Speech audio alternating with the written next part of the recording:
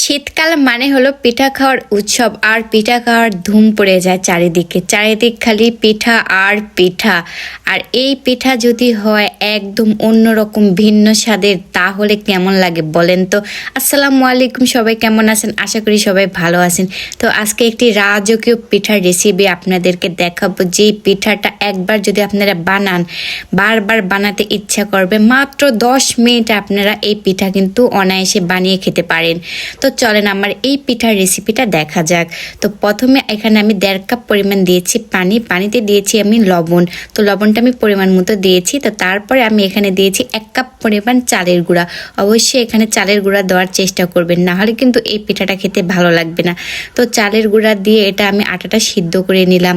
তো নিয়ে আমি ওই কড়াইতে দেখেন হাত দিয়ে একদম মুথে নিচ্ছি গরম অবস্থায় যদি একটু ভালো করে মুথে নেন তাহলে কিন্তু এই ডোটা অনেক সফট হয়। তো তারপরে আরেকটা প্যানে আমি দিয়েছি এখানে নারকেল কুড়ানো 1 কাপ দিয়েছি খেজুরের গুড়। তো এখানে আপনাদেরকে একটা কথা বলি, তো যারা আমাদের রাজশাহীর খাঁটি মানে খেজুরের গুড় নিতে চান তাহলে তারা আমার ইনবক্সে আসেন, একদম অরিজিনাল খাঁটি ফ্রেশ গুড় আপনাদের কাছে দিব। তো রাজশাহীর গুড় যারা নিতে চান অবশ্যই ইনবক্সে আমাকে মেসেজ দিবেন। তো তারপরে তো দেখতে পেলেন আমি হলো সেই গুড় আর নারকেলের মিশ্রণ দিয়ে একটা সুন্দর একটা হালুয়া তৈরি করে নিলাম। তো তারপরে আমি এখানে দিয়েছি তিল। অবশ্যই এখানে তিল দিবেন, তিলটা দিলে কিন্তু এই পিঠার স্বাদটা একটু অন্যরকম হবে। তো আমি সাদা তিল দিয়েছি, আপনারা চাইলে কালো তিলও ব্যবহার করতে পারেন। তো এটা আমার একদম সুন্দর করে হালুয়া তৈরি করা হয়ে গেল, আমি এক সাইডে রেখে দিলাম। তো তারপরে আমি হলো যে একটা ডো নিয়েছি, সেই ডোটা আমি সুন্দর করে হাত দিয়ে একদম সফট করে রুটি বানিয়ে নেব। তো দেখতে পাচ্ছেন আমি কিভাবে একদম রুটির মতন করে গোল করে বানিয়ে নিয়েছি। তো অবশ্যই এটা একটু বড় করে বানাতে হবে, তাহলে কিন্তু একটু ভালো হবে। আর একটু মোটা সাইজ করতে হবে। তো দেখতে পাচ্ছেন আমি কিভাবে করছি, তো আপনাদেরকে দেখালাম। তো তারপরে যে আমি নারকেল আর গুড়ের যেটা বানিয়েছিলাম সেটা আমি একদম দিয়ে দিলাম।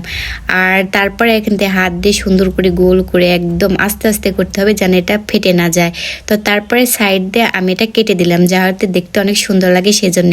তো তারপরে আমি সাইডটা একদম হাত দিয়ে চেপে দিলাম যেন এটা থেকে ভিতর থেকে না বের হয় সে নারকেলের এই পুরটা। তো তারপরে দেখতে পাচ্ছেন হাত দিয়ে একদম গলে একদম সুন্দর করে আমি এরকম করে 2টা বানিয়ে নিলাম। তো বানানোর পরে আমি একটা রাইস কুকারে একটা খাপ নিয়েছি, উপরে যে খাপটি থাকে সেটা নিয়েছি, তার ভিতরে আমি দিয়েছি এখানে তেল ব্রাশ করার কি দরকার নেই। তো তারপরে আমি গ্যাসের চুলাতে এটা বসিয়ে দেব তো পানিতে ভাপ দেওয়ার জন্য। তো একটা পাতিলে আমি পানি দিয়েছি গরম করার জন্য।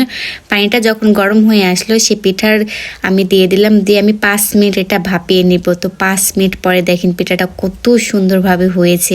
এখন এই পিঠাটা আমি ঠান্ডা করে নেব। তো ঠান্ডা করে নেওয়ার পর এই পিঠাটা আমি হলো একদম কেটে নেব।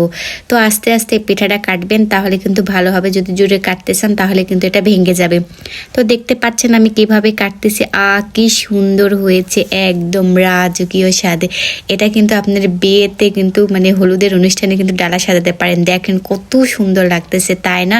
তো আজকে আমার এই রেসিপিটা কেমন লাগলো অবশ্যই কমেন্ট করে জানাবেন।